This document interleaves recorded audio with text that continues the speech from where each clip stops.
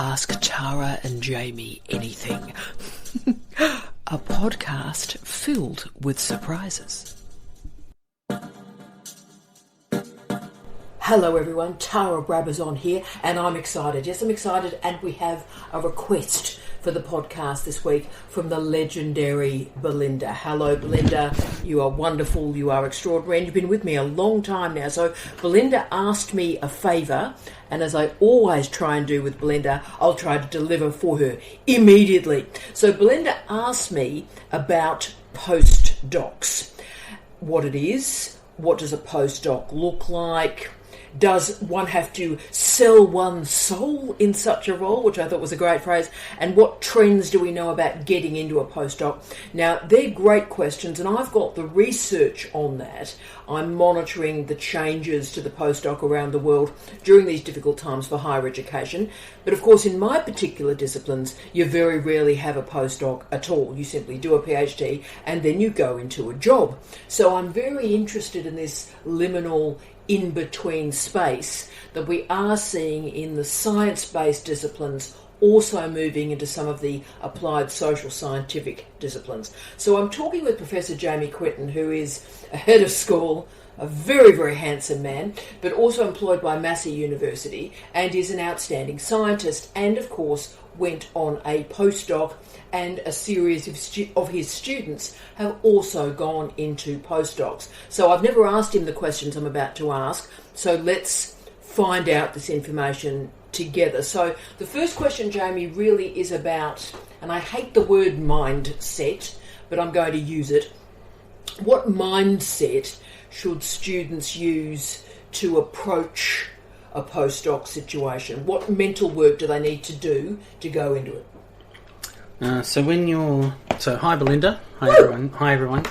When you're finishing your PhD and you're looking at pathways and what you might want to do with it, many students don't have a clear vista on exactly where they're going or what they want to do. Some people are lucky, some people have things lined up, but the idea of the postdoc is to line things up so that you create another opportunity for yourself when you finish your PhD.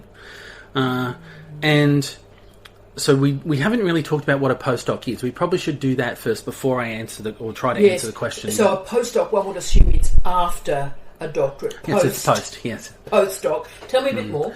So for the most part, it's a postdoctoral position. Many people find a way to start their postdoc before their PhD thesis is completed. Interesting.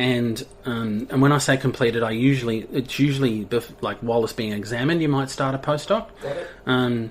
Some people, I know a couple of people who have done postdocs before their PhD was submitted, which is usually quite a challenge because your salary is configured relative to the qualifications you've got. Interesting. In my case, my postdoc, so I did my PhD in Australia at Newcastle University, and I did my postdoc, I did two postdocs, but my first postdoc was in the US, and for me, I wasn't allowed to start that postdoc until my PhD thesis was examined and completed and signed off by the dean. Yes. And that had to happen before I could get on a plane. Yes. And the visa conditions were met. Nice one, I like that.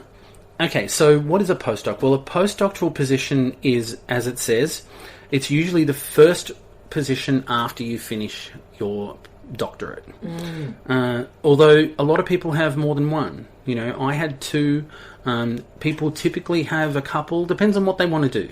And sometimes the way you should look at it is if you think about your PhD as building a skill set as an advanced practitioner, investigator, someone who can configure and manage a research project. Yes. A postdoctoral position is really an advanced version of that, where you actually get to autonomously somewhat perform work on a project that's probably handed to you by a professor who wants a particular project to be done, and you typically it would be funded with a fair amount of money.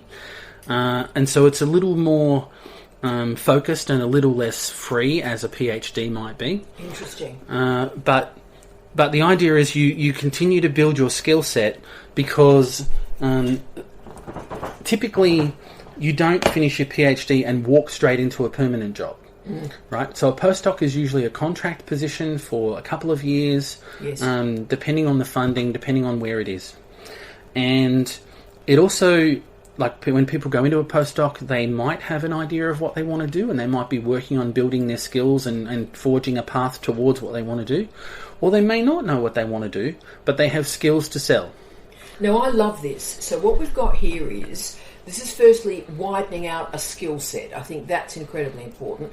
And the second point you've talked about is it enhances mobility. So someone from a PhD and from a specific institution, you move to another institution and hopefully another nation state as well. Some people are lucky enough, some people don't move very much, but if you're thinking about building your skill set and your set of experiences to sell them as something that makes you employable, you should definitely consider doing something somewhere else. You should think about broadening your experiences, broadening your perspectives, and broadening your skill set.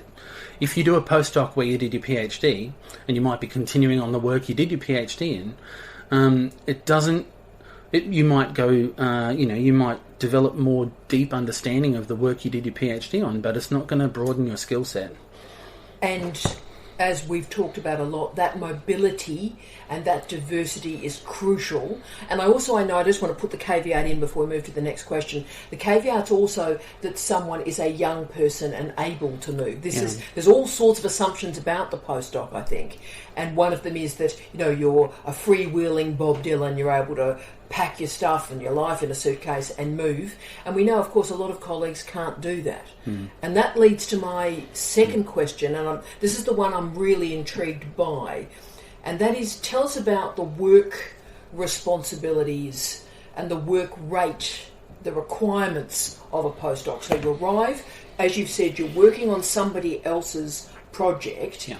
Is it frantic? Are there a lot of responsibilities on you, and there's a lot of time and task management? What happens there? Well, so again, it's a perception, right? So when you're doing your PhD, you have this feeling of a bit of freedom. You don't really have time to waste, but you do have time to have a bit of a free will to explore what suits you to some extent. Whereas in a postdoc, you don't have that freedom. You need to use your skills and focus. Now, nobody starts a new position and can hit the ground running at full speed.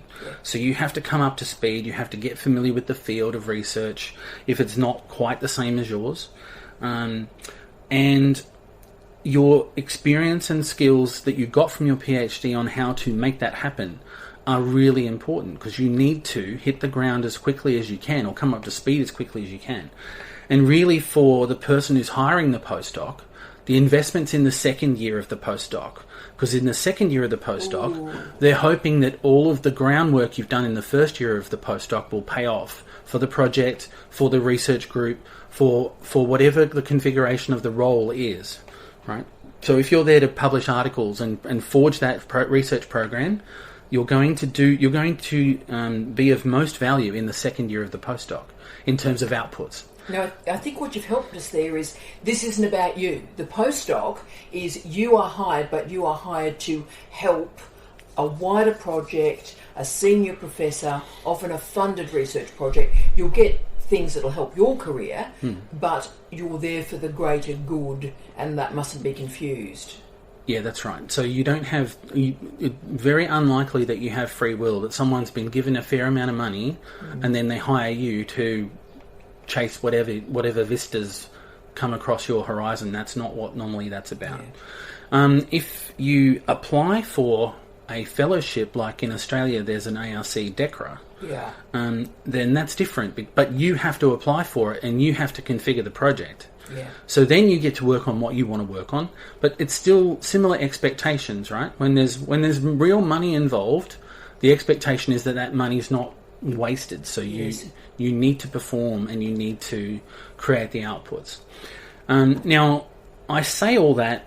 It's not as much pressure as that might sound. There's pressure, but there's not. It's not everybody's got one eye on you and watching every minute of your life to make sure you're not wasting any time. But there is an extra expectation there.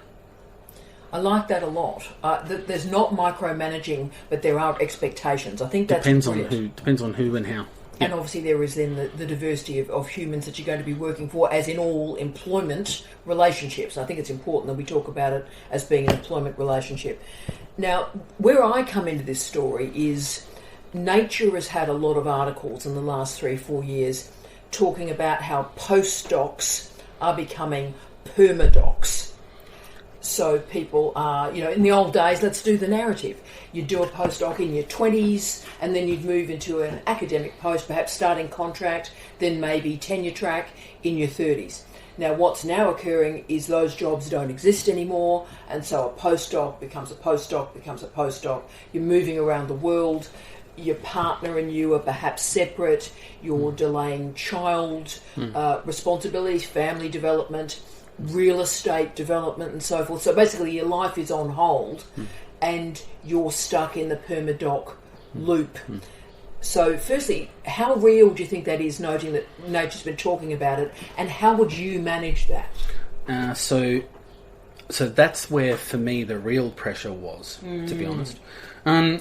So I know some people who do that. I know some people who go from contracted work to contracted work.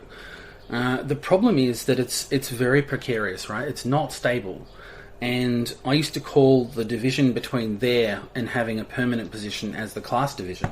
Yes. Because nobody wants to go from, hot desk to hot desk, essentially, going from one short role to another short role.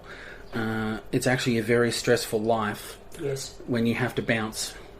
And you might have a partner that's having to bounce. Yeah, kids and if you have a partner who is also bouncing, they're affected by your bouncing, and they've got their own bouncing probably. But some people like it. Some people like it, and a lot of people don't. But also, when I was younger, I don't want to do that when I was a lad. But when you were a lad. But when I was younger, I was informed by senior academic staff that if you wanted to get into academia, you need to be careful of the permadoc thing, because after you've had about 3 postdocs and you haven't transitioned to something in academia, if you try to go to academia, one of the questions that's asked, or one of the questions that's in everyone's mind, is how come you keep getting postdoc after postdoc? So if you have a good answer for that question, that's great. But if you don't, that is a perception that used to exist. I don't know if it still does. I mean, I think given the funding challenges and the way the sector's operating, it's probably more normalised now. Yeah, I mean, people are just scratching about, absolutely. And just to do the sort of humanities, social science imperative there, our version of this, colleagues, is that one does a short-term contract, often a backfill for some sort of teaching or mat leave. So we do those sorts of small contracts that are often teaching-focused rather than research. That happens too in science, yes, of course it does. But this is all we've got, really. So we work then on these small contracts and then go for a longer contract. We might get a 3-year, more balanced position, teaching and research, and then aiming for permanence. But of course, all of that is incredibly difficult now. We are, you know my line I used to say to the wonderful Will, we're all the precariat now. Every single one of us is one day from being out of work. So the permadocs perhaps got there first, which leads to my final question. And again, I hope this is useful for people. I'm fascinated with the answer to this one, but how would you define a successful postdoc?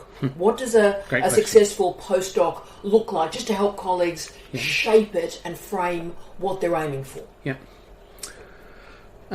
So I like the skill set vista myself. So whatever you do next, whether you have a postdoc or 2 and you're lining up a permanent position somewhere, whether it's in industry or whether it's something very different, you might translate and go into a different vocation. Lots of people do.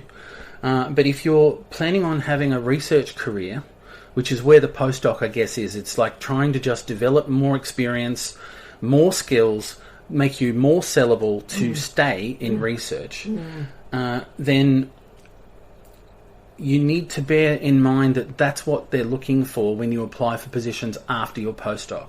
So when you're going for an academic position, the problem with the postdoc after postdoc is what the panel of people who are interviewing you for an academic position are interested in is, can you develop your own research program? Boom. And it's hard for you to do that if you keep going from project that's contracted from project to project, right? You have but the to skill set develop your helps own. you. Yeah, that's right. That's Yes. right. So you need to be able to demonstrate that you can, or you've got ideas that you might pursue. Yes. That's where the ARC DECRAs and things like that come in handy, because you've demonstrated that you can do that, because you have to write the project, get it funded. You know, it's actually not exactly easy to do. It's not a straightforward conclusion that you put in an application, you get one. Yeah. So if you think about it in terms of the skill set development, how do you create a successful postdoc? Well,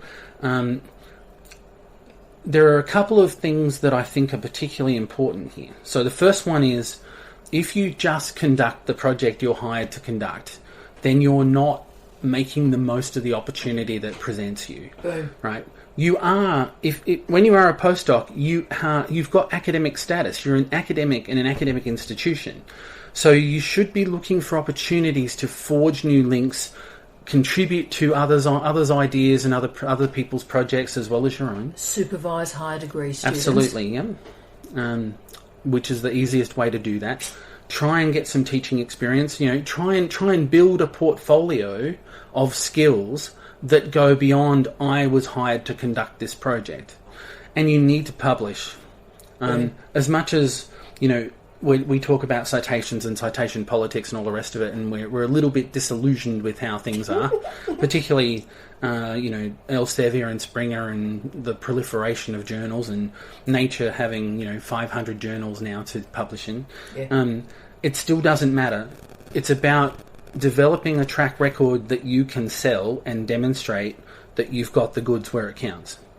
And that's to sell to whomever you might apply to next. So if you keep that broad mindset in mind, I'm looking to develop skills and demonstrate tractable opportunities and experiences across the board that interface with whatever you're interested in doing next. So try and keep it open, even though, you know, people tell you that when you go from being an undergrad to an honours or master's to a postgrad, you actually start broadly thinking and you narrow down your focus. You have some control over how narrow that narrowness is, yes. Right? And when you finish a postdoc, you want to be able to show both. I can narrow down and do something deeply and get a lot of outputs, but also I've got a broad skill set that will allow me to step sideways if I need to interface with whatever's coming next. And also teach as well. Yep, and teach as well. Now, I think I'd like to finish, if I can, with a great lesson some of my wonderful paramedicine colleagues gave me. And I think this is not irrelevant for postdocs, but also to think about these short-term teaching and sometimes research contracts as well. My wonderful paramedical colleagues said to me, whenever you go into a house, so an emergency is called and you go into a house, when you walk into a house, you've got to know where the exits are. And that changed my life. And in many ways, I think that's good advice for the postdocs too. When you go into a postdoc, have a sense about how you're going to leave the postdoc.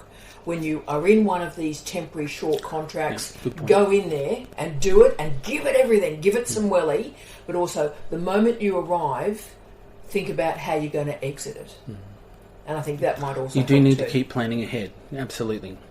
There are a number of people I know who treat the postdoc like it's the stable permanent position. Yeah. And they're keen to extend the funding, extend the work, stay in the comfort zone, keep continuing to do the same. Yeah. And it's very difficult because it's not resourced in such a way that it is a permanent position.